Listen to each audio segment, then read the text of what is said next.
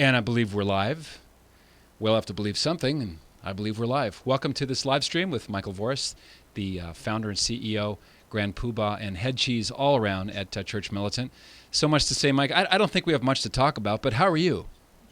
Yeah, I'm doing pretty well. I have my Dr. Pepper here because, well, it's 5 o'clock your time. It's 8 o'clock my time here in Detroit. By the way, we are in the wonderful state of abortion Gretchen Halfwit Whitmer, who just won a court battle today with a Michigan district court judge who said that she is within her rights as governor to extend the stay with her executive orders. There's a big, huge rally. People showed up with guns, not threatening, but big rally at the state capitol again. Lots of people here in Michigan are getting fed up with her and her stay-at-home orders. So that's the news from the front right now. She won a court battle, and so for the moment, it appears as though things are going to continue again on lockdown here in Michigan. Even with all of the rates declining and the curve being flattened and all of that. Yeah. But yeah, we could finish. Drive the car. We could finish each other's sentences. We're here under the leadership of our dear leader Gavin Newsom, who believes that he can control the behavior of 40 million people with respect to the beach. We have like a tiny sliver of 1% of CCP virus deaths. So the oligarchic overreach continues. Can you just push back maybe 4 or 5 inches, Mike? Just a little farther away from the camera. That'd be perfect. Excellent. Okay, I want to slowly get to the bullseye, which is the dust-up over the Society of St. Pius X and Christine Niles' outstanding, painstakingly detailed report from last week. And so let me set the aperture to wide, okay, Mike? And that is, in the last 50 years, there's no doubt at all that the spirit of Vatican II, and in some cases the built-in ambiguities of the letter of Vatican II, has created all manner of distortions and discontinuities, and you see the rise of the same modernism that Pope St. Pius X tried to crush with his encyclical in 1907, Pascendi, which is a brilliant read, and it's now, I just did a video a couple of weeks ago called The Truth About Modernism, and I'm going to be devoting a show to it with Dr. William Marshner. It's a very important topic because the tentacles of modernism are everywhere. The belief that maybe hell is empty, false ecumenism, maybe priestesses in the church. The whole spirit of political correctness is very much in lockstep with modernism. And that has come with liturgical abuse. Absolutely. And which I find abhorrent and disturbing and obviously needs to be called out. However, there is such a thing as a bridge too far. And in 1970, when Archbishop Marcel Lefebvre, who was a very heroic and I don't doubt holy missionary, primarily to Africa, did a lot of great work on behalf of our Holy Mother, the Church, he took his dissent from the institution of the Mass of Paul VI in 1970 to a bridge too far, which led ultimately from the suspensions in 1976 for ordaining priests without papal permission. At that point, it was St. Paul VI, leading up to the fateful day on June 30th, 1988, which I know we'll get into, which resulted, those illicit ordinations led to their excommunication of all 5. And of course, Archbishop Lefebvre died excommunicated. So there's a difference between objecting to liberalism and modernism and loving the traditional Latin Mass, as I do, and deciding that you're going to be a high church Protestant and break communion with the church, which is the origin of the priestly fraternity of St. Peter, at the FSSP. They basically got together within days or weeks of that event and said, we don't want to leave Rome. We want to stay and reform the church as St. Francis of Assisi reformed the church. That was a lot, Mike, but I wanted to tee up something for you to launch on. I know you've got plenty to say on it. Sure. Well, I mean, look, first of all, when we started, St. Michael's Media is the parent company here. That's the actual nonprofit. And when we began it in late 2005, it was really, speaking of responses and reactions, it was a reaction to the Da Vinci Code. Particularly the movie, which had come out earlier that summer and into the fall. Yeah. And the book and everything else. So we thought, hey, you know what? We need to get in here and try to do something about people's these attacks against the faith. Well, it didn't take very much to realize that the attacks against the faith were working because there were all of these bombs were landing on soft targets. the Catholics didn't know the faith. Yeah. And so when you start going down that road, which is what we did for the first 3 years, it was everything we produced, all of our premium program was nothing but catechetical. That was it. And then some people have heard this story before. Obama shows up at Notre Dame in 2009. You know, most of the bishops in the United States keep their mouths shut, don't say anything. If, you know, everybody was cheering, hey, 80 some bishops said something. Well, there's 400 bishops, so that's nothing to really cheer about. And at that point, we started turning our guns to saying, what's going on? What's actually the impetus for all of this in the church? How's it all falling apart?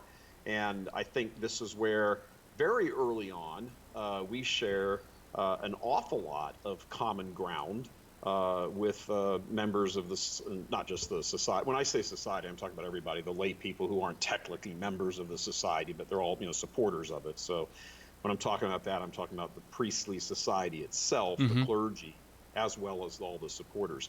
You know, we share, and still do, as you just mentioned, that is a very good diagnosis of the problem. Modernism has crept in, goodness gracious. It's bulldozed its way in, knocked everything over, you know, destroyed the faith on all sorts of levels. And, you know, it's horrible. It's painstaking. And we have devoted 98% of the criticism that we go after in the church is aimed at that very thing.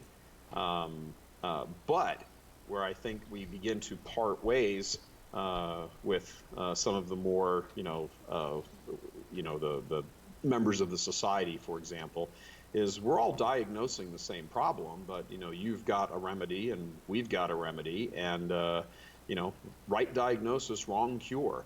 But because we here at Church Militant spoke that language of the horrors of modernism so strongly for so long, and still do, I think a lot of people on the societies just sort of picked up common cause with us and presumed that because we here at Church Militant, St. Michael's, have been so out of the gates roaring against modernism in the church, that we shared their same view of what the proper response is. Yeah. We've never shared that view.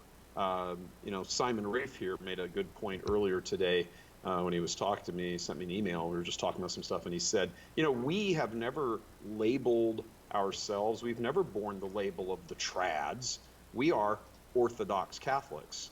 We cling to the orthodoxy of the church. We detest it when the orthodoxy of the church is being overrun by modernists, which it is, 99% of the problem, if not more, is them. But the answer to that is not, as you say, just, here, go off and form another group, society, club, whatever you want to call it. Yeah. Stay in the church and fight.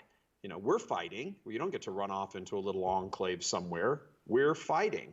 Yeah. And you're fighting. There's a good number of people out there engaged in the fight, and we're holding people's feet to the fire. You guys are holding people's feet to the fire, and you're getting results.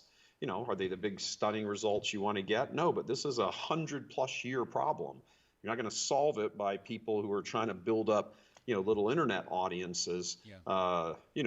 Maybe in total, maybe 3 or 4 million, when you're talking about billions of Catholics who are who've been deceived by the modernist heresy. So yeah, it's a 100-year-old problem with the odds stacked mightily against all of us collectively, all of us. But we still have to stay in the fight, and get to run off somewhere and just kind of, isolate, somewhere and pretend that the war isn't going on over there and the people fighting that war just misled. It doesn't work like that. Yeah, that sense of connectivity is really the reason why my wife and I started Coffin Nation. We got members in 25 countries. Patrick, I've lost your audio somewhat. Mike lost my audio. Okay. Nothing changed over here. He didn't touch anything. Check 1, 2. Am I still back? Very odd. Let me know when I come back on. Love to hear from Nation members if you can hear me. Can you speak, Mike? Can you speak? Talking. 7 years ago, our father. I can't hear you. Hear me. All right. Can you hear me? I can't hear you. Yeah. Okay. At all. We'll get there. Do you know what happened, Mariella? Check 1, 2. All right. I heard you fine until I started talking, and now I can't hear you at all. Okay, we'll get there. Okay. Check 1, 2. How about now? Dr. Pepper break. Yeah. No, you can't hear me now. Nod. Check 1 2. I can hear you a little bit He now. can hear me just a little bit.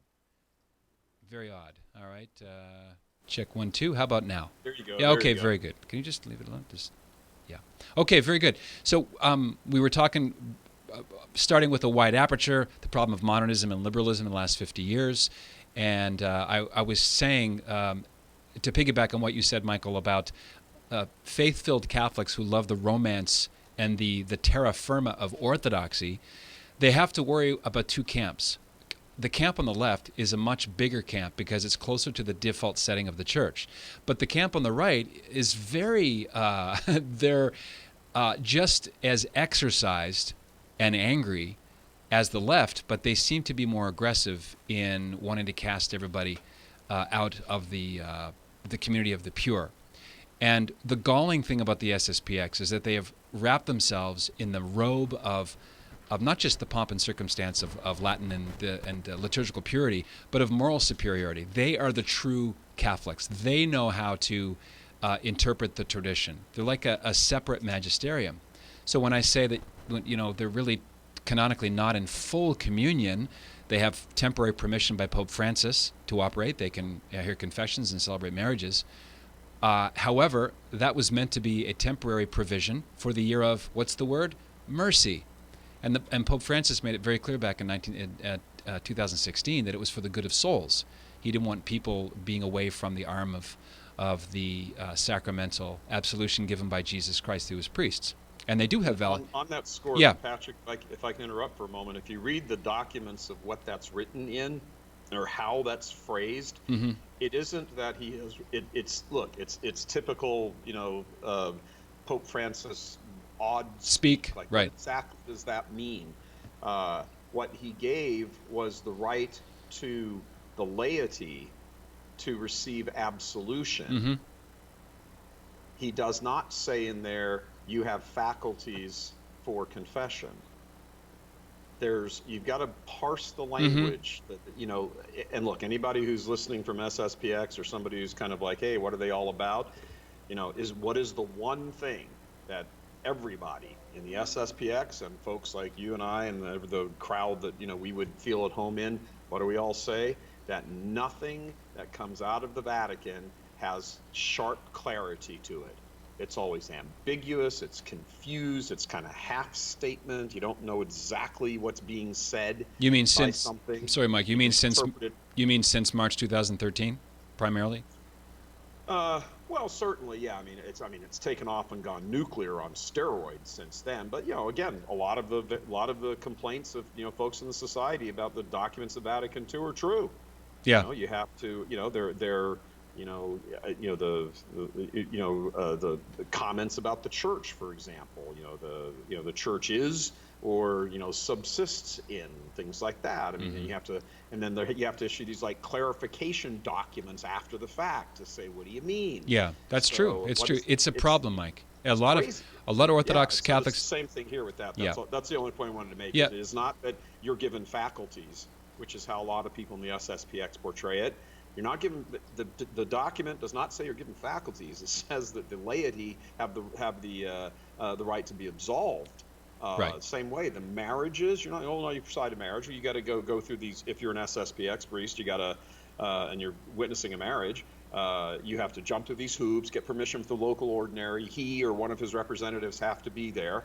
That doesn't happen in just normal old, Father Joe Blow parish. He just marries, witnesses the marriage, and there you go.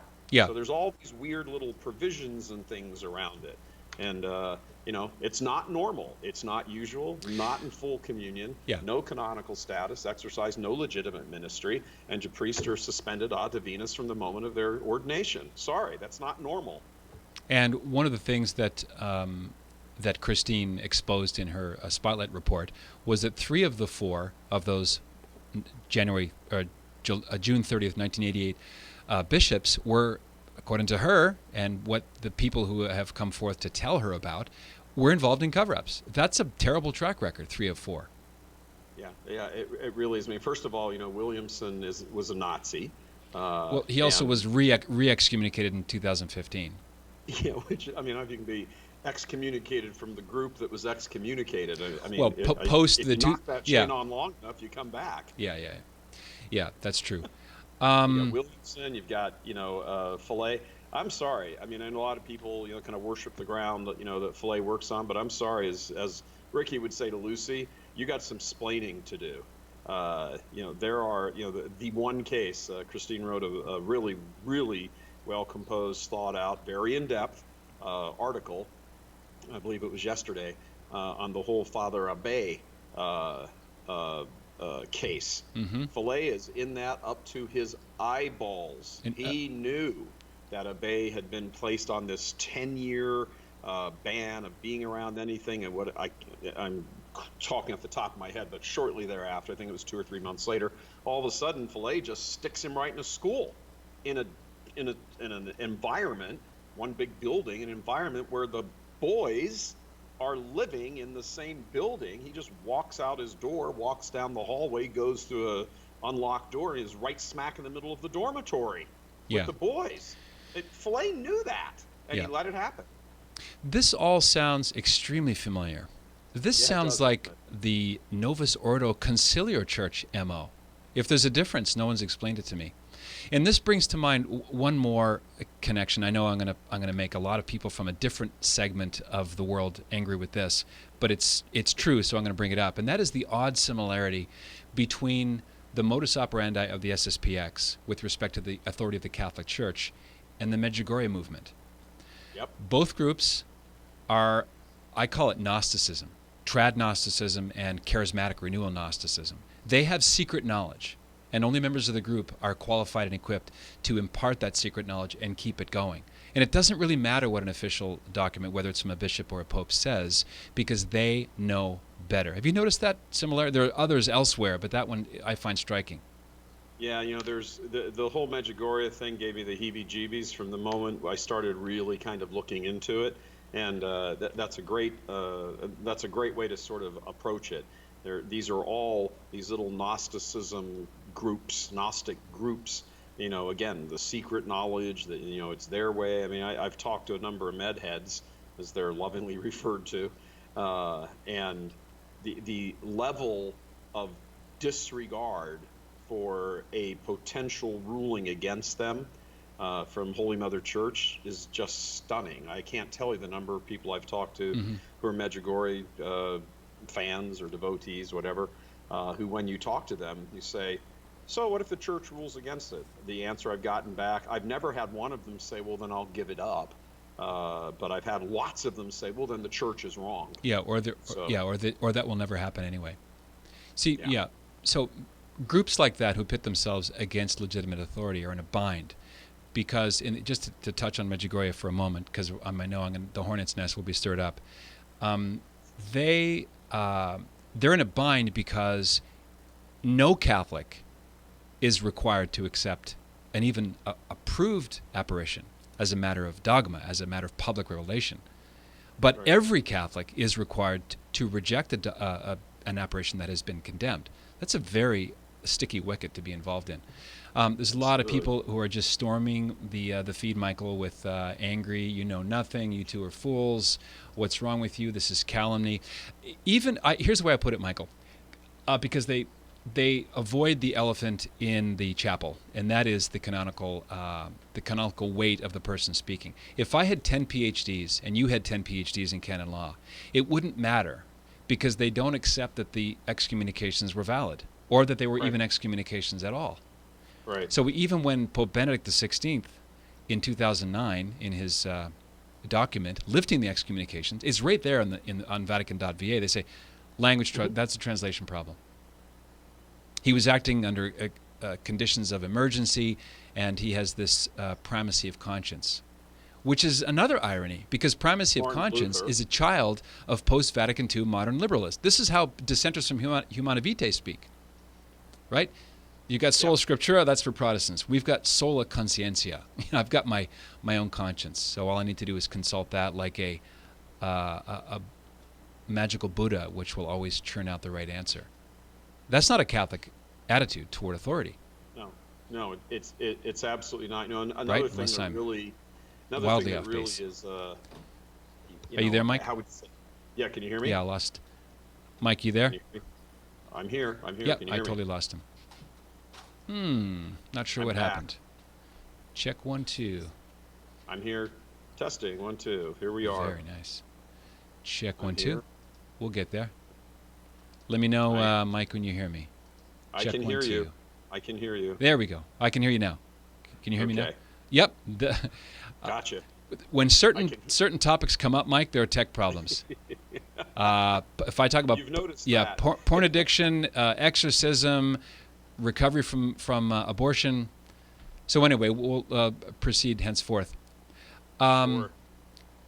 I do have to say that one of the things that I think needs, a counter comment is this thing, this claim that, it doesn't really matter if any of that is true or whatever, or, supplied jurisdiction or whatever.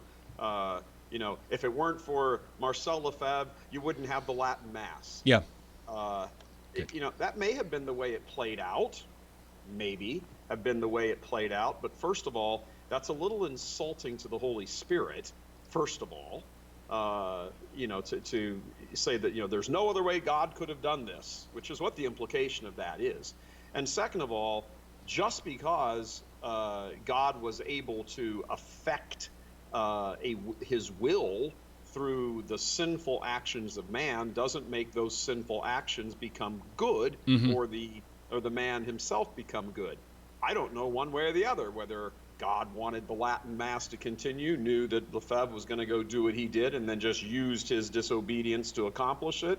Had he not done become disobedient, then he would have done some other way. But I mean, look, we have the principle, the underlying principle there. You could flip over and say, if it weren't for Judas, we wouldn't have redemption. That doesn't make Judas right. Yeah, without bank robbers, we'd have no heroic policemen. Right. That's Right. obviously a fallacy. It also proves too much because, at best, it's a double-edged sword. I tweeted a couple of days ago, if Pope Francis ever, God forbid, bans the Latin Mass, the SSPX is kind of like why we can't have nice things. And, of course, all the supporters, are you just saying that the Holy Sacrifice of the Mass in Latin, the Mass of all ages, is just a nice thing? You fool. People hear what they want to hear. Mike, let me ask you some questions that I've heard leveled at you to try to shut you down and deny and deflect. Number one, do you have a vendetta against the Society of Pius X? Not at all. Not at all. Look, and let me back into this a little bit. I've been in this business for almost 40 years, 37 years, I think, with a little hiatus here or there. And you develop a really thick skin being in media. I have been sued multiple times as an agent of TV stations I've worked for and investigations that I've done. Never successfully. There were never any out-of-court settlements or anything like that. Nothing ever happened. None of it is ever personal. It just isn't. I mean, I will say that there are some individuals that back in my news days, my TV news days, when I was working for CBS or Fox affiliates, there are individuals that you're covering that after a while you kind of get to not like the mayor, because they're kind of slimy or something like that. But, you're reporting on what's going on. I don't have a personal, thing against Donald Wuerl. I don't have a personal thing against McCarrick. I don't have a personal thing against any of these people. So there's this kind of emotion-charged atmosphere, which is really funny, coming out of the SSPX, which wants to decry everything modernist in the church. That whole hyper-emotionalism is a Church of Nice modernism thing. I don't have an emotional anything about the SSPX. I'm arguing principles. I'm arguing teachings, I'm arguing this and that. That's all I have. I don't care if the person I'm sitting down across from, is an SSPX person and, or, whoever for that fact. I'm going to have a discussion with them about it, like a logical, clear-headed discussion, and just say, here's the thing, supply jurisdiction, blah, blah, blah, blah, blah. I just go on and on about the whole list of things and have a discussion about it. The same thing here. I mean, I did in our Vortex today, I wrapped up and I said, It doesn't matter, even if everything you're saying about me is true, that I hate their guts and I want to burn them down and, inject them all with Wuhan or whatever. The only question that matters is, are the reports true? That's it.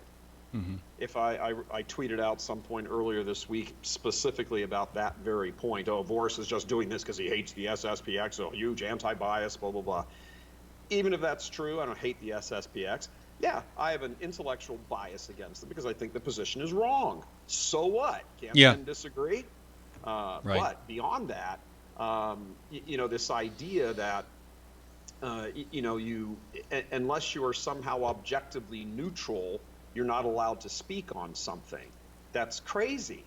What I tweeted out was, I hate communism. I don't hate communists. I don't want them to go to hell. I hope they repent and, become good, holy capitalists and go to heaven. But yeah, I'm going to argue in principles about principles of things and systems and isms. And I might hate communism, which I do, and Marxism, but that doesn't mean I can't sit down and put together a report about the Gulag system. And what I say in there is truthful. It doesn't become untruthful because as I was writing it, I have this response of, wow, these people were really wicked and evil, and this is a horrible system, and it destroys the dignity of humanity. And so what? Right. Is it a fact that the Gulag system began under, Stalin? And I mean, are those all facts or are they not? That's the only thing that matters. Who cares what the reporter's own opinion is of what he or she is writing? The implication there is that what you're saying isn't true, that you're lying because you have a bias. That's not true. Right. That's absolutely not true.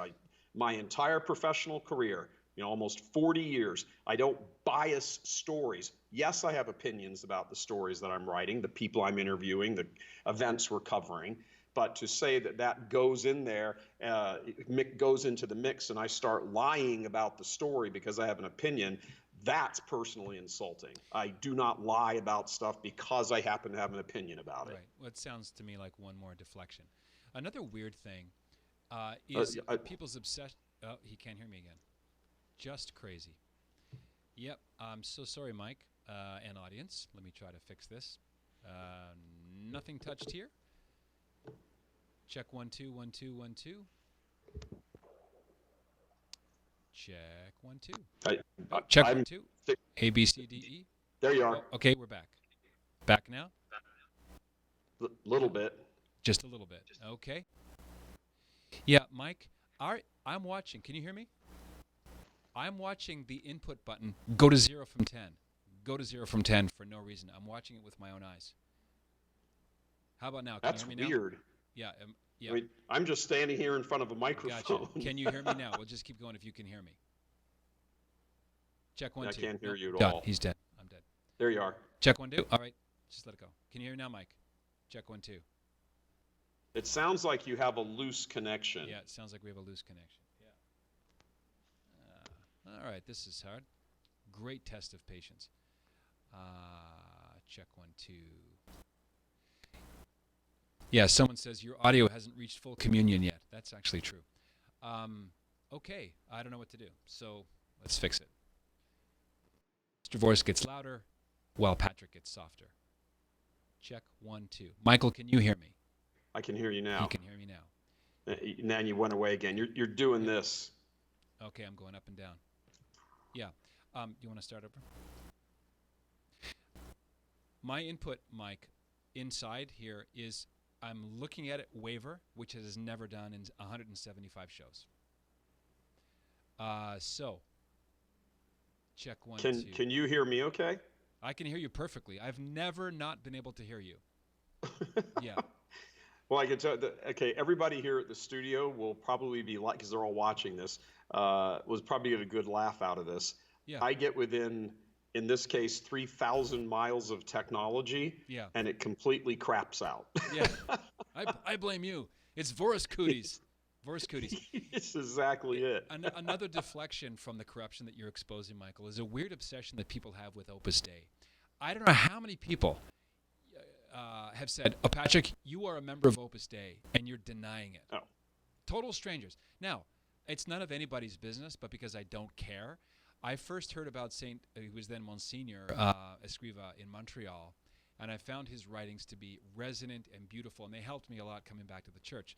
I've been to some recollection nights in 3 different cities, and I think it's a great apostolate. It's focused on sanctity. I'm not a member. I'm not even a cooperator. I'm probably too bad a Catholic for them to have me. But it's just an odd obsession that some people have with Opus Dei. You get the same charge?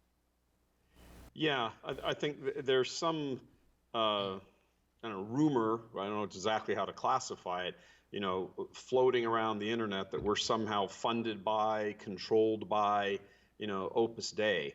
Uh, uh, I'm sure that I know one supporter who was a member of Opus Dei who gave us, a generous donation. But I mean, so what? There are members of all sorts of organizations that give us money. We have members of the Federalist Society.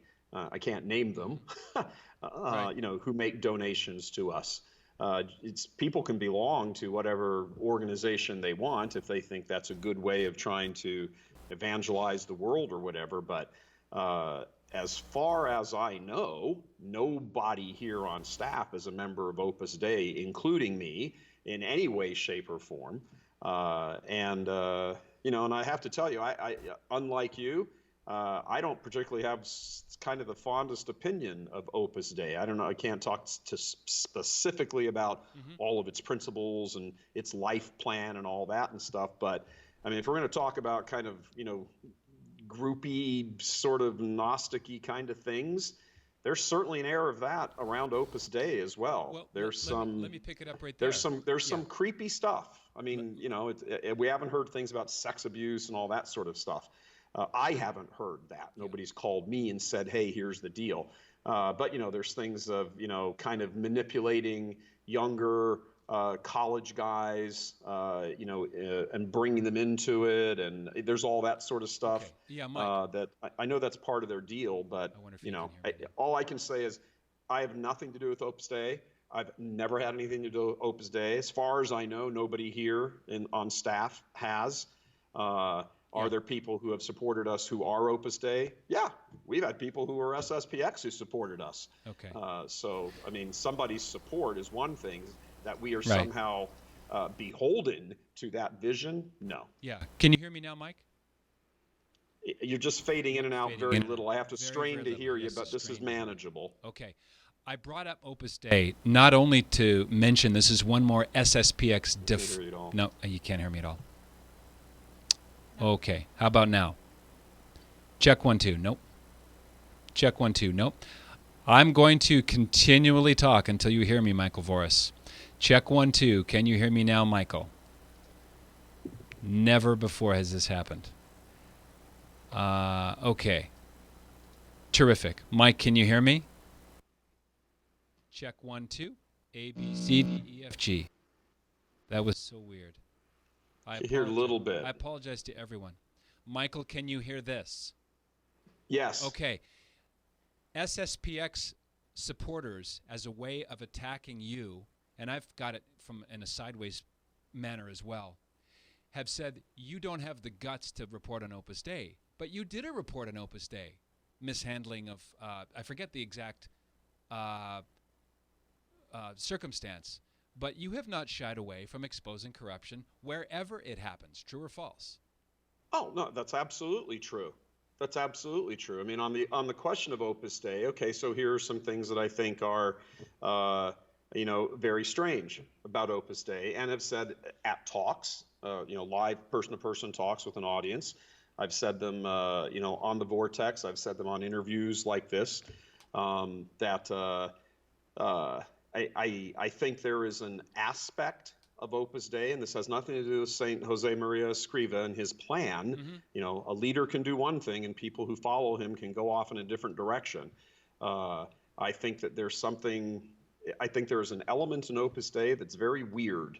That there's kind of some sort of, I don't know what you would call it necessarily, mind control or influency or cultish kind of about it. I think a lot of the intentions, I suppose, of many of the priests of Opus Dei and the people who follow them might be well-intentioned, but there is an elitism about about the way Opus Dei functions, and it's a troubling thing because many members of Opus Dei will not come out and stand right up and confront a bishop. They won't say this is wrong, that's wrong, because they're there and they don't want to have a bad relationship with the bishop. So they keep very quiet, and they think that they can just sort of, in this atmosphere, in this nuclear atmosphere of, sex abuse charges and the scandals and the cover-ups and the bankruptcies and the fighting against immigration and illegal immigration and hating Trump's guts and just one thing after another, the whole scene that we're in. You never hear anybody from Opus Dei ever take a position. It's just never, it's very quiet. We don't get involved with you don't get involved with the bishops because you're too cowardly, because you don't want to lose your position and get eaten alive by them and told by the bishop to get out. Right. And lose your money and lose your funding and lose your access to all of this. I think it's a very cowardly way. It has the appearance of piety and, well, people can go fight the war. We're going to fight our 50-year battle plan over here. Yeah. How convenient. In the meantime, you're stocking away, tens of millions of dollars in the process. I think it's hypocritical. I think it's hypocritical, and I think it's cowardly. It sounds like your involvement is deeper than mine or more extensive. I have not had that experience with Opus Dei. I only brought it up because it's another deflection to pull focus from the facts about the SSPX that you have uncovered. Right. I want to make sure that I get some questions in from our members, but there's one thing I did want to ask you about, and this is something you've probably heard as well. This is starting to smell like coordination. You and Dave and Tim, Gordon, and Christine and Patrick Coffin and Michael Voris, they're all in cahoots. Have you and I ever sent a text or an email? I don't even this is so funny to ask, but did you pre-plan this with me or anyone else? No. Because I didn't. This is two people discovering the same thing and wanting to step into the gap. So here's the genesis of all of this for your audience to understand. And look, we're on the record. I mean, I suppose if we just come out and say the truth, they can just say, "Oh, well, you're lying." But I mean, right? You have to say I'm lying. But I mean, that's. I mean, you're welcome to your opinion. You're not welcome to your own facts, but you're welcome to your opinion. We had heard, I would say, probably towards the end of last year. I don't know exactly when I would put a date on it. Maybe, I don't know, around Christmas time, maybe the early to middle part of January. We started becoming aware of a couple of different things that we were hearing and in this whole genre of this. And then we started our own, about 4 months now, 4-month investigation. Christine jumped on this. She and I conferred a lot on various aspects of it, and kind of watched one domino fall and open up and reveal a bunch of other ones, and it just kind of kept mushrooming. Nowhere along the line did we ever pick up the phone and call anybody else. As a matter of fact, I believe he went public that Rod Dreher said he knew about some of this stuff, and he contacted, I think he said 3 or 4 Catholic journalists, and Church Militant was one of them. I don't know, he didn't say, I didn't ask who the other ones were, but all I know is that we're the only ones who have turned the story, and all of this is going on because of our reports. But there was we've had zero coordination with any other media people. And here's the thing on this whole media thing. It becomes a little difficult, just from a practical standpoint, to coordinate a developing story with other media outlets. Right. Not that you might want to share your sort of final products with them, or as you're getting very close to air, you might want to then do something, which we didn't do. But that becomes very difficult because right now this is a developing story. We still have information coming in. Christine was on the phone sitting here earlier today with, other people, people calling in. As I said in the Vortex today, This just keeps coming on. So one of the things you want to be very careful of is when a source, and this is all sourced.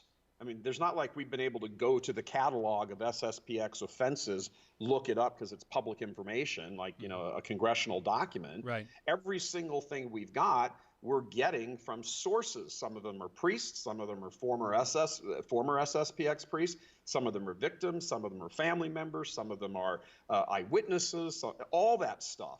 So the last thing that we would be doing, because it would be incredibly unethical journalistically, would be to pick up the phone and call somebody else in the Catholic media, and I use the term widely, loosely, Catholic media world, and say, hey, I'm talking to this one lady, and she knows Father Bob Smith, you know, raped this boy over here.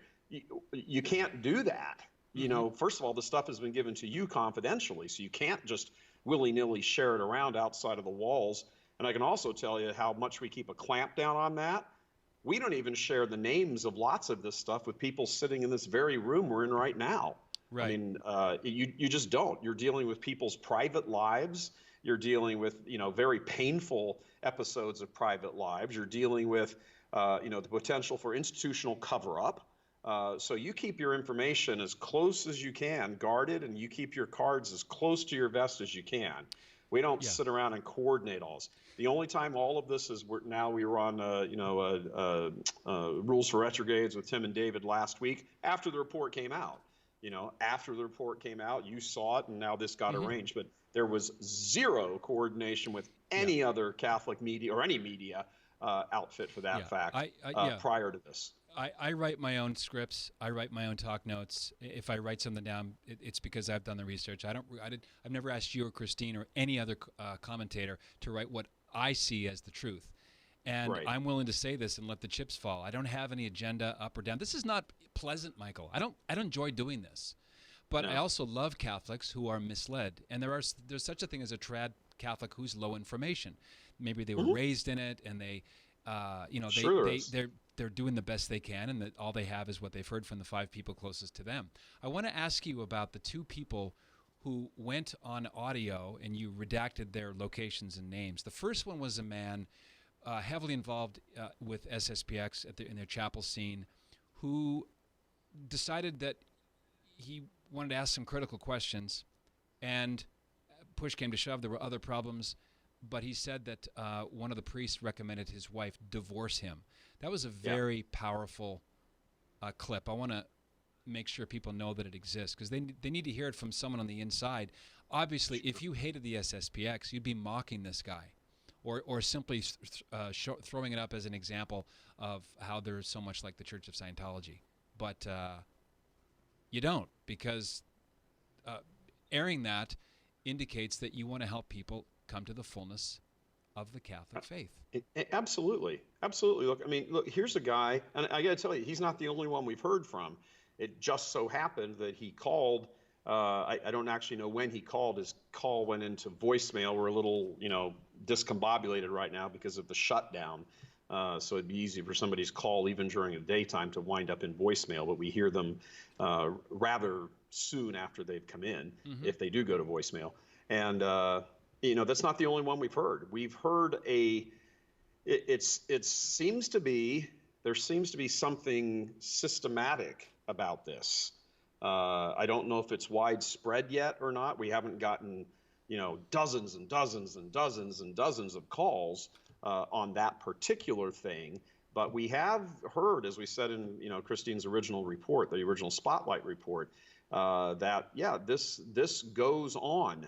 Does it have the blessing of Bishop Fillet? I have no idea, and we never hooked the two up because we have no idea. Right. But it goes on. It goes on that if a spouse, normally a husband, from what we have heard, and the calls we've gotten and the emails and things we've gotten, if one of the spouses, generally the husband, starts to go, one of these things is not like the other, and starts to get like suspicious and asking questions or whatever, it becomes kind of like this, like the Hasids, you know, sitting Shiva for the person who wants to leave the community. Right. And it's very, that's horrible. That's horrible. What a horrible thing to do to somebody, and to break up a family. And it's Well, yeah. I mean, why wouldn't we talk about that? That needs to be talked about. That guy's pain isn't real. His situation isn't horrible. Of course, it's horrible. And I was very happy that the report that we aired kind of woke his wife up a little bit. I don't know anything about the details of it. I haven't talked to him after, nothing like that. I don't know how their case is progressing. Hopefully, it's progressing well. I mean, their relationship, their marriage. But whatever the case is, I certainly hope it's able to be repaired. And if that's one of the things, if seeing kind of the dysfunction that seems to be built into some of how the society operates, if seeing that helped his wife kind of wake up a little bit to her particular case, well, then good. If it helps save their marriage, their sacramental marriage, then good. I hate to say it, it's another parallel similarity with Medjugorje, which is also, to an increasing number, a marriage destroyer. One of the spouses gloms onto this thing and has an incredibly intense emotional investment. The other spouse, not so much. And that's when the unraveling begins. I've seen it time and again. You're not supposed to talk about this, but I don't care because it's true. And I want to help people. Questions from members of Coffin Nations, my Coffin Nation, my good friends. Here's Deacon Patrick Lappert. I know many who left the SSPX for SSPV. Your thoughts? Michael, I have said, you can agree or disagree, SSPX is a gateway drug for sedevacantism. Yeah, you just took the words out of my mouth. Yeah, and I know that's a battle, a pitched battle over there anyway. You mean, Mike? You mean between the SSPX and the SSPV and Richard Williamson's resistance?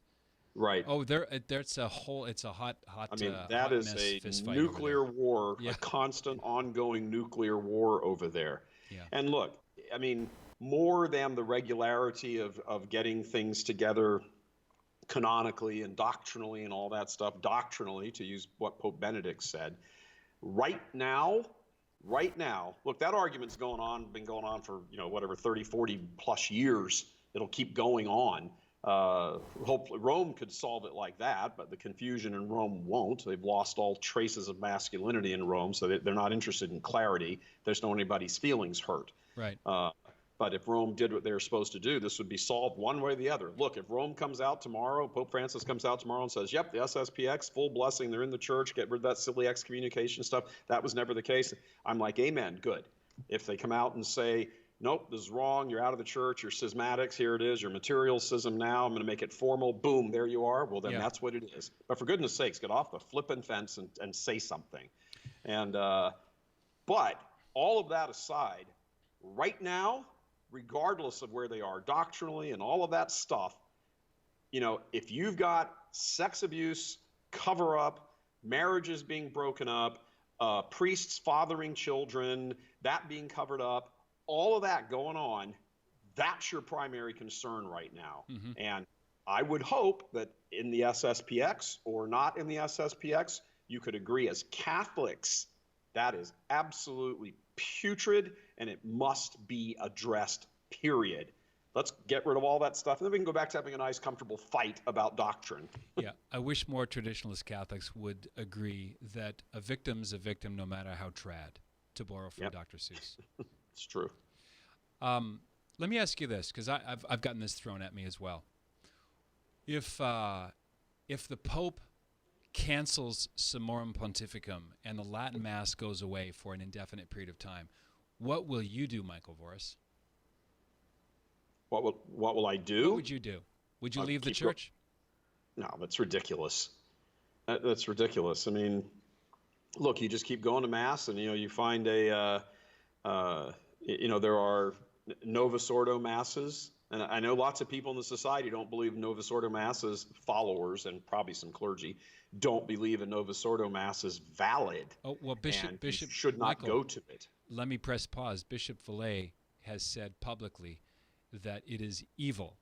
And I did a Coffin report on this. There's another, he doesn't name himself. He's kind of a frizzy black-haired SSPX, has advice on what you can do instead of going to the Novus Ordo Conciliar Church Mass because it's evil, like spiritual communion, family prayers, read the readings from the Old Rite. This is encouraging people to commit mortal sin. Sure it is. This isn't Japan for 400 years when there were no priests and there was no opportunity to go to mass. That you have an opportunity to go to mass, and you have an obligation imposed on you by the church under the aegis of the second commandment to keep holy the Lord's day, and you don't get to walk away from that and make up your own religion. You're making up your own religion. Right. That's what you're doing. You're painting it as one thing, but the seed bed of it is a different theological concept, a different theological construct.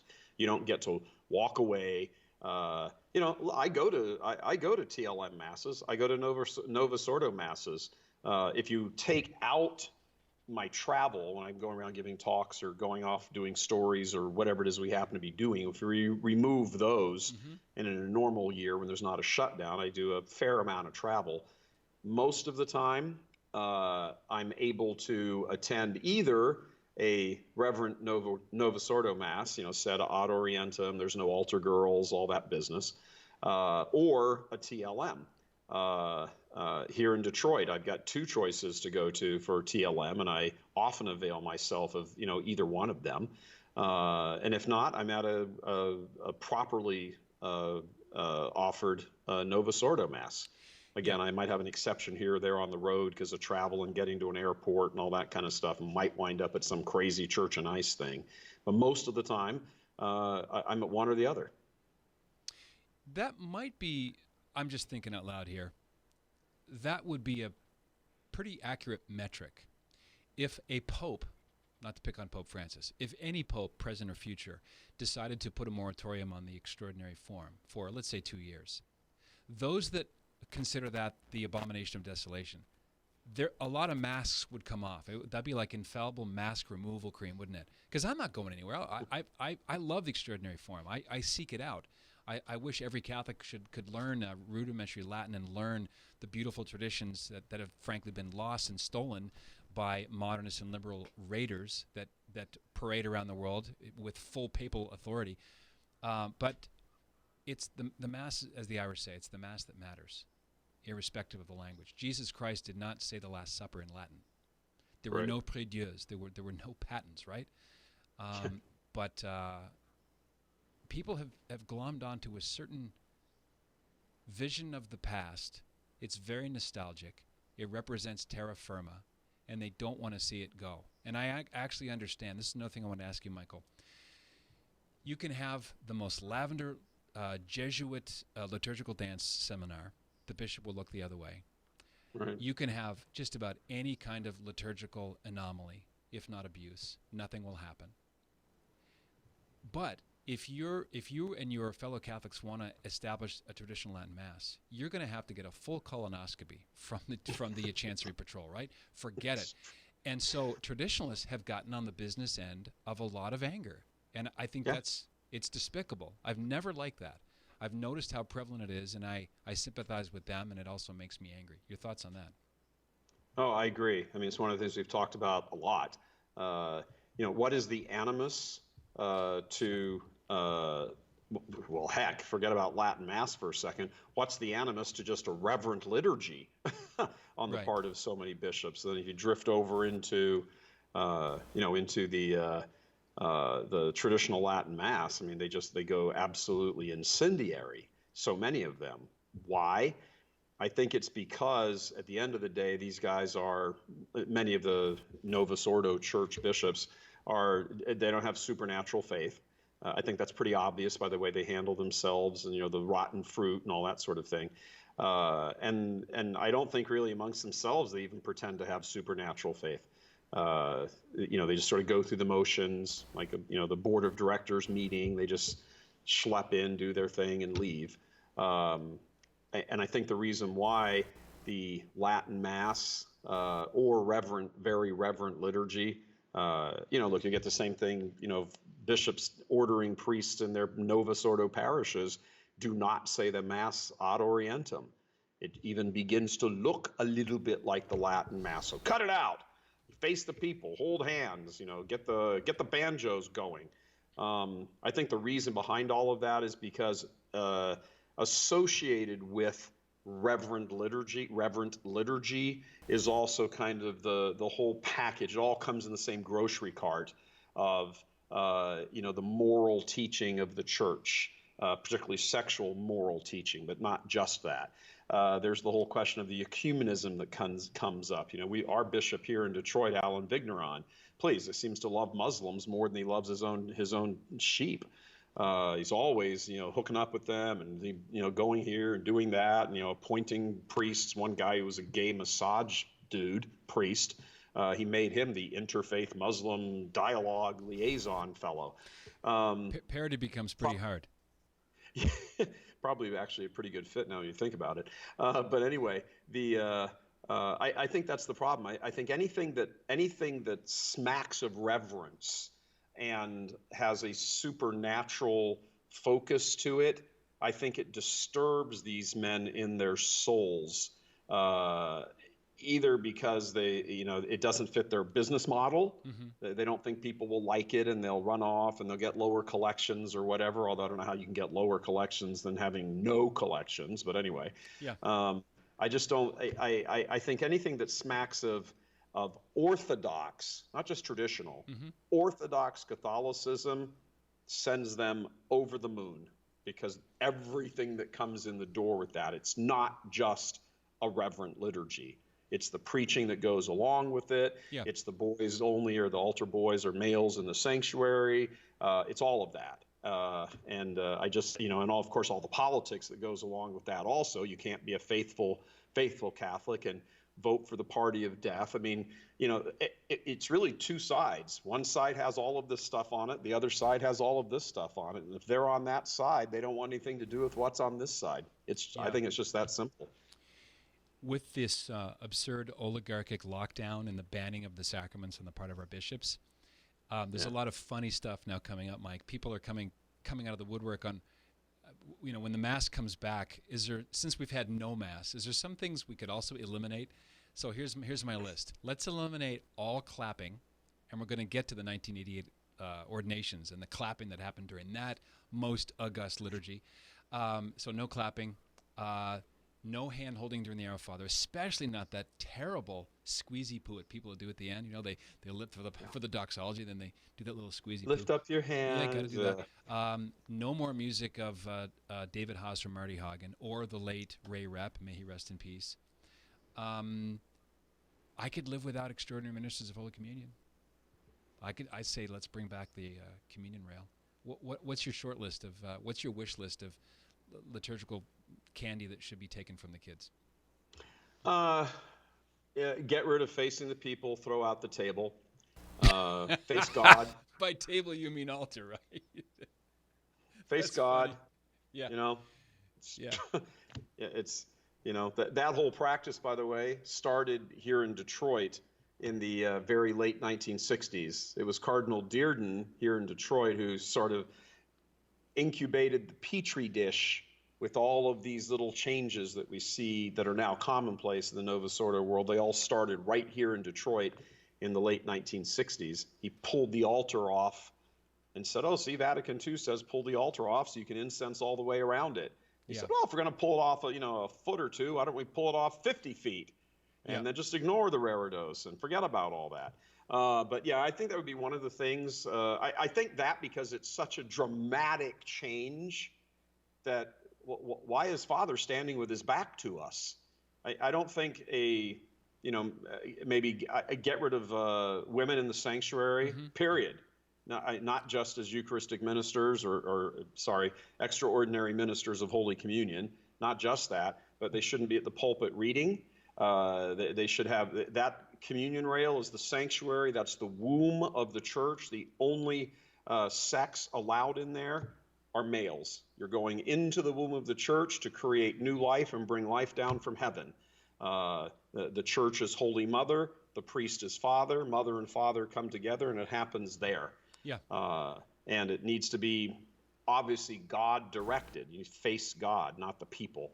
I think that would be the one major thing.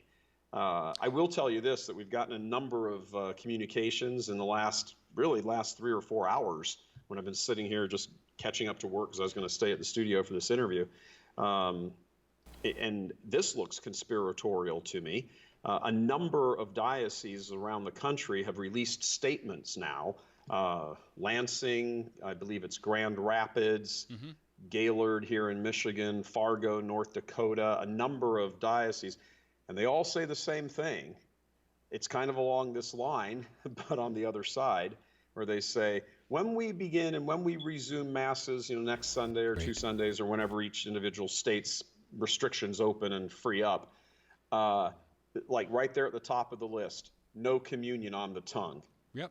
A lot of members are asking I've about been that. Yeah. struck by all of these statements that people are sending us now. I'm like, isn't that remarkable? All of a sudden, they just all of a sudden get together and the same statements all are coming out simultaneously. Yep. I think that's dastardly. A lot of my members are asking about communion in the hand as something that could be eliminated, as it was eliminated. It wasn't eliminated. It wasn't permitted up until the Second Vatican Council. In the Abbott translation of the documents, there are two main English language volumes. One is by Austin Flannery, S.J., and the other one is by a guy named Abbott, another Jesuit, and practicing Catholic. And the Abbott translation has an appendix at the end that shows a lot of the voting patterns. And communion in the hand was voted at the council. 80-20 voted down, thumbs up, thumbs down. This was not something that grew organically out of the council by any stretch. Mike, how about this? I have some disagreements with some prudential things that some otherwise great popes have done. And I think traditionalists have a Speak point. up a little bit. Yeah, can you hear me okay, Mike? I'm super loud in my own ear. This is such a strange set of problems here. Am I okay now? Can you hear me now all right? Yeah, I hear you better. Okay, very good. I think it was a prudential mistake for John Paul II to allow altar girls in 1994. No one clamored for it. It seems to have been another well-meaning response to disobedience, just like communion in the hand that was allowed by Paul VI in response to Canada, Belgium, parts of the United States, just simply saying, I'm going to do what I want. I dare you to punish me. Yeah. So I think the problems can't be all pinned on Pope Francis. Oh no, he has certainly accelerated a number of issues. He's also created a number of issues as well. As much as the theological ambivalence in sideways kind of way of talking is problematic. I think all of that stems from an even more fundamental reality with Francis, is that he is very he seems to have something, I don't want to necessarily say a Marxist mindset, but he has a mindset which allows for a type of Marxism, globalism, all of that to begin to inform his theology, which of course it should be the other way around. Yeah. But that seems to be the thing. And I think to just sort of keep, hammering on, Amoris Laetitia or something like that. Sure. I mean, there's certainly cases and arguments to be made and talked about and all that. But I think the fundamental base of Francis is that he's a great egalitarian. And that the whole world should be one, and there should be no borders, and and then and how does that kind of spill over into the theological realm? Well, there shouldn't be the death penalty, and everybody's equal, and and the simple truth is we're not all equal. We're only equal, in the eyes of God as far as our dignity, that we're made in His image and likeness, created by Him in His image and likeness. After that, it's kind of every man for himself, really. Different people have different talents and skill sets and whatever, different circumstances in life. And anybody who's been given a lot, many people listening to this, as a matter of fact, have been given a lot. And how much are you using those things you've been given to help enlighten souls and bring them to the truth, not only of the natural order, but also, most importantly, the supernatural order? Some people are better equipped to be able to do that. Others are sort of more on the receiving end of it, so that you can inspire them to go out and do that in their orbit. I mean, that's the whole, go out and, baptize all nations. So I think that's really kind of the issue with Francis. But to pin some of this stuff on Francis, again, I think he's just accelerated everything much more so, than I think people may have even thought, when he stepped out on the loggia. Yeah. But yeah, I mean, there have been problems for quite a while. And those problems, I mean, look, why, we did a show the other day on Pascendi, on our Marian Moments show that we do in the afternoon, Eastern time every day, talking about Pascendi. Why did Pope St. Pius X feel the need to write that over 100 years ago? Because he already knew. By the time you've got enough problems kind of on the common ground level, and they keep working their way all the way up to the Pope, well, those are pretty ensconced problems at that time. By the time the Pope has to sit down and write something, you're kind of already 3/4 of the way down the tracks. So this is a long, ongoing thing. I mean, it's kind of the whole. I mean, I would go back and you pin it on the garden, but I mean, if you were to pick a point in time, it was the disobedience of Martin Luther that put into motion how that disobedience could then be translated further in the theological world, in the political world, in the cultural world, and you add Freemasonry into this, and you get this explosion of destroy the West so that you can destroy the church.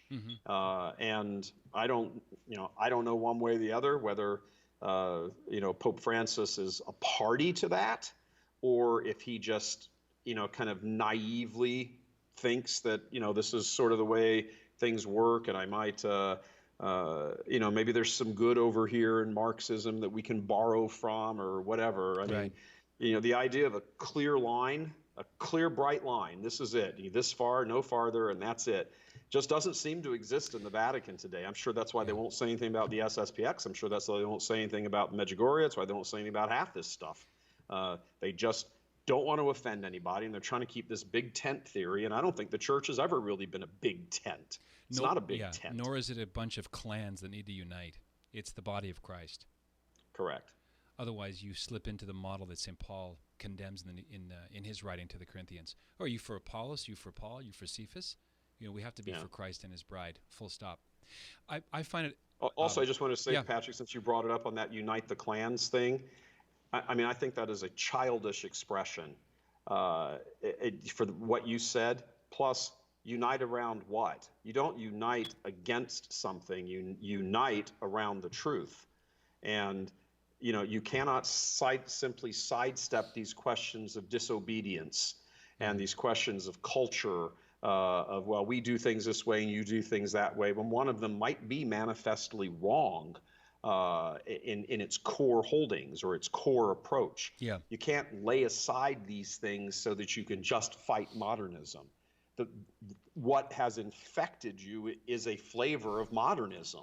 So what are we uniting around? That's really ironic, isn't it? That the cure is not only worse than the disease, it actually kind of resembles the disease. Well, if you think about, I mean, and look, people who are faithful Catholics, okay, so I'm Satan. I need to get these people. I will never be able to convince them that abortion is a good thing, contraception is good, same-sex marriage is good. I'll never be able to convince them of that. I might be able to get their grandchildren or their great-grandchildren, 100, 200 years or whatever down the road.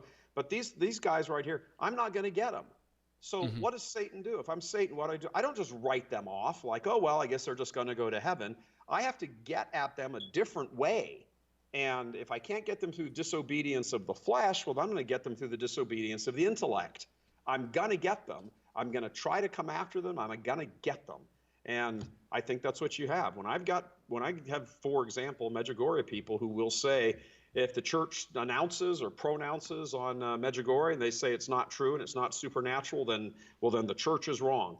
Okay, I'm Satan. I'm standing over there wringing my hands going, gotcha. Well, the devil certainly has the long view. It's all 4D and 5D chess. I wanted to ask you about the irony of the vehement opposition that the SSPX I'm not a student of them. I kind of give the whole movement or the society a wide berth, but my interactions with them and reading the history and talking to people who've left the society, they were much more vehemently opposed to Paul VI, John Paul II, and Pope Benedict, and all of a sudden Pope Francis, resets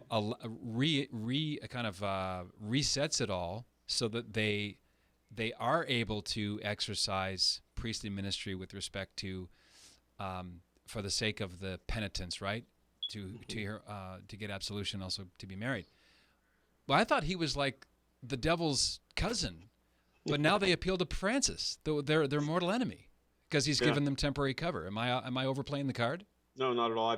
I've made that same observation plenty of times. I think it's I wouldn't even say he's the devil's cousin. My goodness, you read some of the stuff out in these particular arenas, and he's the Antichrist. Not only is he the anti-pope, he's also the Antichrist. And there's not much sunlight in some of the things I've read between Francis and Lucifer himself. Mm-hmm. So, but yeah, to then turn around and say, the Pope gave us blah, blah, blah. It's like, well, wait a minute. You can't write one paper or one article or one blog posting saying how horrible, wicked, evil, and rotten he is. And, he may not even be the real Pope. And the conclave was rigged and fixed and wasn't really right. And everybody had a gun to their head. And it was all this stuff. And so he's not really the Pope, and Benedict is still the Pope. And here's a little word that, Benedict used, which was a trick signal to us all that he's being forced out. Yeah. You can't carry on that narrative and then turn around and appeal to the guy, to the guy's authority when you've just spent, 4 years, destroying his authority to your supporters, mm-hmm. and then turn around and appeal to his authority and say, oh, well, look, he lets us hear confession. What? Yeah. Right. I'm still getting comments from non-members, visceral hatred, wide berth, Patrick, speak the truth, you're not. I do give them a wide berth, and it's okay that I do that because a lot of people do. There's a lot of pathologically angry people that are drawn to the ossified opinions that parade as orthodoxy. This is high church Protestantism, full stop. On the other hand, and this is another thing that I know you've been accused of, Michael, of being linguistically imprecise. You have never said that they are schismatic right now, right? They're not in schism because they've got some attachment through their ability to operate under Pope Francis. Well, okay, so here's the issue. There's also another little narrative, and this feeds right into the answer to this. There's another narrative floating around out there that a supporter of ours gave us a whole bunch of money so on the condition that we would go attack the SSPX. Right. That is a flat out lie, regardless of what one particular newspaper website likes to continue to say about that. That's a flat out lie. There's not a word of truth to that. Mm-hmm. But along those lines, I was having discussions with that fellow and a few other fellows, learning about SSPX, and it just so happened, and I can freely say this story now because Cardinal Burke himself has come out and said it. Mm-hmm. But I've known Cardinal Burke's opinion about the SSPX being in schism. I've known that for years.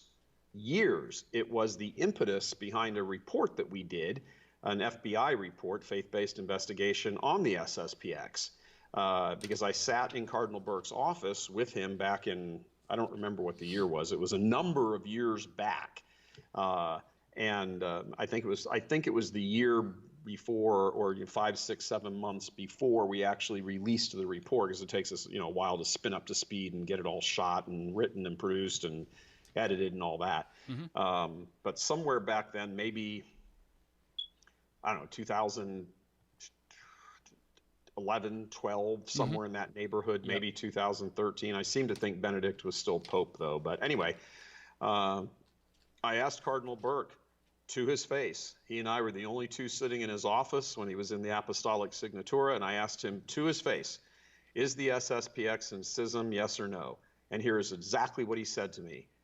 Absolutely, without a doubt. I said, why so? And he said, well, first of all, when Benedict lifted the excommunications, he shouldn't have done that. He didn't understand the canon law implications of what he did. Now, this is the premier, and probably still to this day, the premier canonist in the world. Mm-hmm. So more so than any pope. Francis isn't a canonist, certainly. Benedict wasn't a canonist. Yeah. But here's the premier canonist in the world. Drop that on me like that. We had a little discussion about it. I came back from Rome with an entirely different view of the SSPX, and it was put into my head and explained by none other, directly, personally, by Cardinal Burke. Now, I have had to sort of suffer the slings and arrows of the you got bought and paid by somebody to, some private supporter to trash the SSPX. And first of all, that's insulting. I would never take a bribe to do something that I didn't even know about, much less, want to. I have some integrity, even though they may not think I do. I do. But I have. And I was relieved. I think that was towards the end of last year. I might be wrong in my timing. Just, I don't know, Thanksgiving-ish time, maybe sometime in the last few months, when Cardinal Burke came out and gave an interview and said, yeah, the SSPX is in schism. I saw it and I went, yes, now I can say it because he said it. But I kept that conversation between him and me that happened years ago private. Right. I've never told anybody that. I've said it now because he has said they're in schism.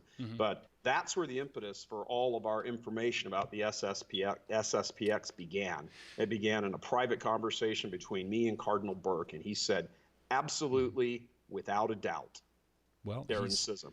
And yeah, I do think they're in schism. I think there's a difference, a distinction to be made between material schism and formal schism. And the other thing is, if you're looking for a declaration of schism, well, first of all, you're never going to get that from Rome. You can't even get a declaration from Rome that, on indissolubility. Anything. I mean, you can get a declaration from Rome out of anything except James Martin's okay. And then look at all the kerfuffle that happened as soon as he comes out. He posts his picture, and then somebody in the Vatican says, well, the Pope was mad about that. And then some bishop says, well, no, he wasn't. Just come out and issue a statement. You can't get a direct statement out of the Pope's mouth about whether he believes in the resurrection or not. The bodily resurrection of our Lord, the Scalfari interview. I mean, it's one thing after another. Just yes or no. What the hell is your answer? Yeah. If you're talking about, waiting, we're not in schism because Rome has never said it. Well, that's ridiculous. Before Rome or a court, jury, or a judge or anybody is going to rule on something, there has to be something, earlier that necessitates the declaration. So, are you in a schismatic mind? You absolutely are in a schismatic mind. Just because somebody, the official body hasn't said you are in formal schism, here's the note, we're writing schism on the top of the Vatican webpage, doesn't mean you're not in schism. Right. And again, you have to make the distinction between material schism and formal schism. I don't think there's any doubt on earth that they're absolutely in schism today. Absolutely. Michael, has anyone from the society come forth privately or publicly to you and said, what you uncovered is not deniable, and I want to reach out to victims? I don't hear a lot of victim advocacy either from the official statements from the district. Notice they don't have dioceses, they have districts, they don't have parishes, they have chapels. Right. Any sympathy for the victims, apart from the ones that reached out to you and agreed to go on audio, or is there a dearth of that? I don't really see them. I do think it's, a lot of so I don't know, as we stand here right now during this interview, I mean, I don't go and check the SSPX Facebook page every 10 minutes, but they put up a series of statements since the report came out. And I think their first one was Saturday, I think. I might be wrong. I don't know, whenever their first one was. Yeah. No, their first one I think was Thursday. That's right, Thursday. And then last Friday, I did a vortex and said, "Hey, are you kidding me? This is crazy. This isn't, this isn't a response." And then we sat here doing the show with Tim and David Gordon, and I said, they never even said they're sorry. That statement did not have one word, not one syllable of compassion for anybody, for any of the victims, nothing. The shame, the confusion, the hurt that you will have caused just the innocent people sitting out there who don't know anything about this, nothing, not a word, nothing. Almost like they hired by an attorney. Yeah, like I was going to say, you're a thief. You keep taking the words out of my mouth. It's like an Uncle Ted McCarrick attorney. They hired the same guy to write the Yeah, press it sure release. seems like it. And then so, we did this, and I called him out and said, there's absolutely no sympathy, no compassion for the victims, nothing. You don't even mention them. It's like they're an afterthought, if they're not even a thought. And then Saturday morning, boom, up on their page, we are very sorry for the victims and blah, blah, blah, blah, blah. But I think what's interesting is in those documents, those 3 documents, of course, every time they post something, we screen cap it immediately. So I don't know why they take it down. I mean, what's the point of taking it down? You know that anybody who's involved in this immediately takes a picture of it and can get it, call it back up whenever they want. So it's kind of silly to take it down. Why don't you think before you write it and then leave it up there? But in the document, they said, yeah,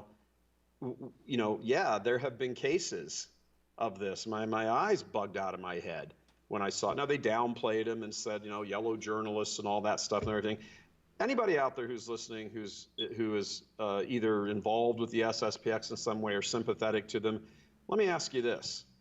Had our spotlight not run, we never did it, we never pursued it, we never produced it, we never aired it, do you think the SSPX leadership would have ever posted a statement admitting that there have been cases of sexual abuse? You know darn good and well, the answer to that, it would be no. Absolutely not. The same way had good Catholics in the, kept pounding and pounding away and getting information to friends in secular media to expose the McCarrick stuff and the Boston stuff and all of the sex abuse. Those guys would still be doing the exact same thing. You really think Monsignor Walter Rossi would not have resigned from Catholic University of America Board of Directors if people hadn't, brought forth information about him and his gay lovers all over the place? And I mean, if you don't expose it, it just keeps going on. And the proof is in the pudding, because it goes on until it's exposed. And then when it's exposed, all hell breaks loose, all the fireworks, all the people form their little camps and they're arguing and stuff. But had it not been exposed, it's just business as usual, because there's no reason to. Bishop Sheen used to have a wonderful analogy for this. He'd say, if you throw a ball, roll a ball down a path, that ball just keeps going the way it's going, unless something comes up and stops the trajectory of that ball, and then it changes direction. That's what this did. I'm sorry that this was, the reality. I'm sorry that I'm not sorry that this is. I'm sorry the reality is that there has been various levels of sex abuse cover-up within the society. I am sorry that exists. I am no way sorry that we exposed it. No way. And we've got a lot more to expose as well. How much of all this squabbling, infighting, and clan battles are a function of the uncertain sound coming from Rome through the papacy of Pope Francis? Oh, I mean, Pope Francis has covered up sex abuse, is actively covering up sex abuse.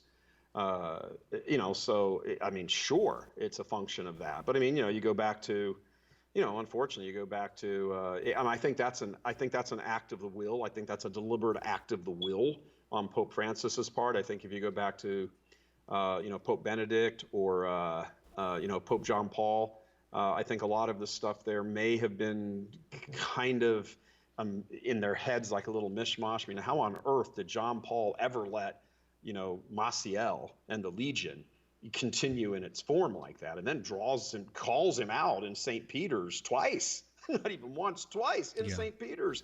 Oh, look at this great priest, and look at his great. You think to yourself, I mean, I'm completely unwilling to think that, John Paul is deliberately covering up sex abuse. Absolutely not. Not my wildest dreams would I think that. But it just goes to show that how even a pope can be misled, naive, doesn't have sort of an evil mindset, and can't really well, you don't want a pope having an evil mindset, but he doesn't have the ability to conceive of a degree of evil that he's dealing with. I think that's a very, very bad quality in a spiritual father. You have to be vigilant, and you got to understand who your enemy is. And I think John Paul left communism, came to Rome, and, fantastic job coordinating with Reagan and all that, and bringing, and Lech Wałęsa and the Solidarity Movement and all that. Bravo, absolutely. But I'm wondering on some level if he hadn't spent so much of his capital on that, by the time the Iron Curtain comes down and the assassination, plot, hit him in, 1981. I mean, one of the things I've heard, I think it's probably safe to say it's a poorly kept secret in Rome, is that during his treatment in Gemelli after the assassination attempt in 1981, he got poisoned blood, and it gave him a condition where he was kind of in and out of it quite a bit. And as he got older, that condition exacerbated, and he was kind of delegating a lot of different things, to men like Zivich, and who was Makarikskian, Sedano, and all this sort of stuff. So how much of an actual control did he have? He had an ongoing till he died, not really that treatable, barely treatable bacterial infection condition. And Parkinson's, yeah. Michael, I've wondered how different the church would be if John Paul II had resigned for rational reasons, if you think of it. He was in such a long, slow, profound decline. And Pope Benedict didn't resign. I think would be in a much different place now. I've just posted in Facebook the vortex you did today that has the link to the former SSP priest who shared with you the video of that ceremony, June 30th, 1988 in Econ, Switzerland. Some strange anomalies emerge when you watch it. One thing that hit me is how sad everyone looks. Archbishop Lefebvre, the four, people in the congregation, everyone looks nervous or depressed. It's a strange thing. When an ordination to the episcopacy is supposed to be a time of great joy for the local church. And second, applause during the Mass. Twice. Yeah, it's a little shocking that, given the dare I use the word, rigidity. Right. That, and so look, some places you want things to be rigid. I want the superstructure inside the walls of a skyscraper to be rigid. I don't want them to be flexible. So yeah, sometimes, but given the rigidity of life in the SSPX, that there would be, applause breakout throughout the whole congregation. Not on one occasion, but on two. I mean, that's, on some levels, the way when you speak to some people in the SSPX, that's one of the things they point to at the Novus Ordo masses. Oh, look, it's like a celebration, or it's like a show that you're all applauding and whatever. And I agree with that. I don't think there should be applause in any of this stuff. Yeah, you shouldn't be applauding the choir, shouldn't be applauding the soloist, the children, children. Yeah. That'd be on my wish list too. Everything's clap happy about everything. Let me close with this, Michael, because you're there at least near the Bishop Sheen studio. We're in it. Okay, great. Fulton J. Sheen is my spiritual father. You and I have talked about his legacy and how badly he's been treated since his entry into glory, which is about as crappy as he was treated during his pre-entry into glory. It's kind of fitting, isn't it? But now, Bishop Sheen stands as a living indictment of so much church corruption, and I'm bringing him up for a reason. And you may be aware of this. I'll try to find it and post it. A woman named Barbara, I remember her name was Barbara, from Kansas, wrote to Bishop Sheen in 1978, within the year in which he died, and she was asking on behalf of a friend who was talking about this group called the Society of St. Pius X. They were in Kansas, and should my friend investigate and so on. Bishop Sheen wrote a very clear one-page letter, personally signed, and he strongly recommended that the woman's friend not spend time there in those chapels, and he used an interesting adjective. This is 10 years before the excommunications in 1988. It's a decade earlier. He called them a schismatical group. Now, the remnant at the time trundled out a very fired-up, exercised response, and it's very educational reading, because Bishop Sheen, once again, is a kind of wonderful litmus test to orthodoxy. If you can't stand Archbishop Sheen because he was a modernist liberal shill, there's something wrong with your lens. So were you aware of that letter? And that yes, side I was. Story? Okay. I didn't realize that it was written by a lady from Kansas, but I'm aware of that letter. Well, if you're if you're against Sheen, wow. I mean, a man who's been declared venerable, which means his whole life was combed over 8 times by Friday. His virtues are held to be universally imitated, and to me, he's a great bellwether. He's sort of a canary in the coal mine about orthodoxy. Yeah, Fair absolutely. statement. Absolutely. I mean, for somebody to take exception to Sheen making a truthful, I mean, he wrote that in 1978 before 1988, as you point out, 10 years before John Paul said it's a schismatic act twice in the same letter. So, yeah, what's changed? Nothing's changed. They're still in schism. It was a schismatic act. And it's interesting that the foresight, and I think this is one of the things that people, when you look at Sheen beyond just the theological content, which was brilliant, but just beyond that, you look at his kind of, I guess I would say prophetic, but with a small p, his prophetic way of looking. He kind of could look down the road. I mean, that famous 1972 speech to the Knights of Columbus in Philadelphia, don't look to your bishops and priests to save the church. It's up to you, the laity. Yeah. I mean, I imagine what would people sitting in that audience in 1972, particularly Knights of Columbus, kind of the old duffs sitting there with their wives, and they're all in their 50s or 60s or something. They grew up in the right after World War II, right? And they must have been thinking to themselves, "What's the old guy going on about? That's ridiculous. Our bishop is great," and all this, and I don't think. I think not only was he aware of a lot of things intellectually, just from experience, he heard things. He's a bishop. He's an archbishop. He moved around the church. He hears all sorts of things. But I think he also had the mind to be able to see events that or substances that might be unrelated, and then understand the relationship between them. And then once he understood that, he could easily go straight to where that would lead. And I think that's why he could stand in front of a group and say, the lady's going to have to save the church. That's why he could write that letter and say it's a schismatical group. Both of those were prophetic, small p. Both of them were prophetic. And as many things that Sheen said were. So, yeah, I think it's, I don't think anybody could be surprised at that. He had that ability. It's a rare ability. I think it comes along for the church only every now and then. But it is for me, it's a bellwether. Absolutely. Yeah. He has said something interesting in 1972. I remember I've probably consumed every talk he's given in front of a microphone more than once. He's talking about Catholic schools, Catholic universities, and he was encouraging parents, hey, if you want to have your kids lose their faith, send them to a Catholic college. If you want to have them be strengthened in their faith, send them to a secular campus where they'll fight for it. That's awesome. Right. And he turns out to have been vindicated as a prophet. I have to say, I don't know if you can make this claim. However, I did serve Mass for Bishop Sheen.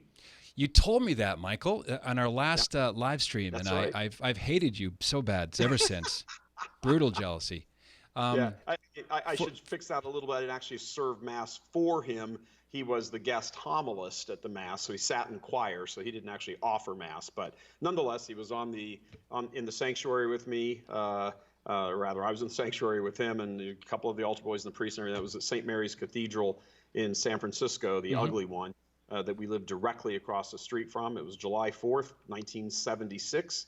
He gave a beautiful homily on loyalty and dedication and all of that, using the founding fathers, and they all died for, most of them died and had their fortunes taken away and all their lives and sacred fortunes and honor and all that. Yeah. And I sat there as 14 years old. It was my freshman, sophomore summer in high school. And I sat there and I just listened to him and I was like, wow.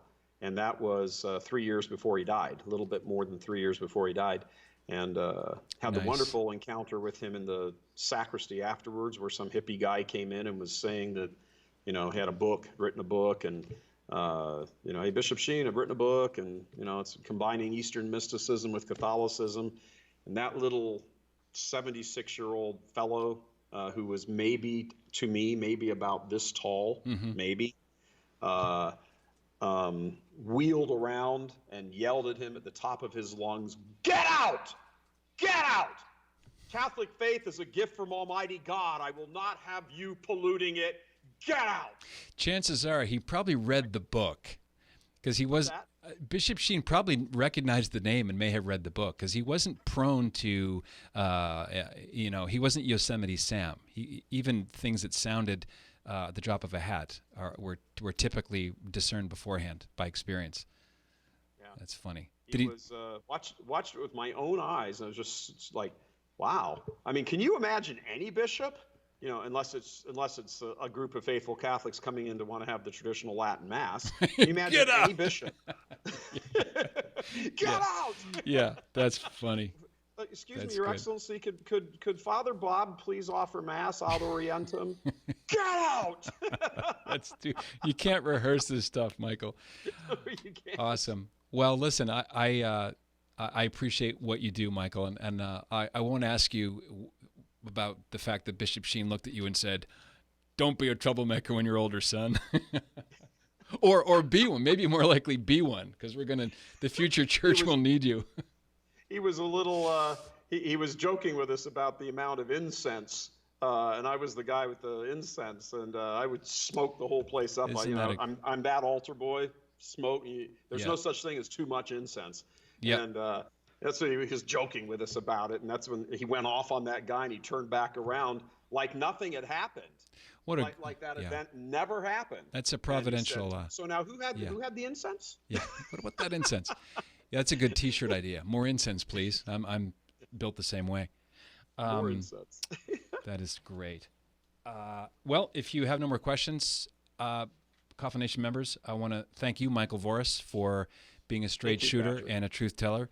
You take a lot of slings and arrows. I wish more people in the official Catholic media sphere came out and supported you, because you tell uncomfortable truths. If you expose gay Jesuits or loopy Dominicans, of which there are mercifully few, no one in the trad crowd does anything but the Snoopy dance. They're happy that you've exposed it, but you want to do it 360. And uncover the darkness wherever it is, by whomever it is said, including your own ordinary. So kudos. Yeah, I guess I would just leave everybody with one of the lines from the no idea what that means. 51st Psalm of David. Yeah. From David, a pure heart create for me, O God, put a steadfast spirit within me. Mm-hmm. Catholicism is about purity. Not purity of a particular liturgy or something like that, but it is purity of being a reflection of the purity of God.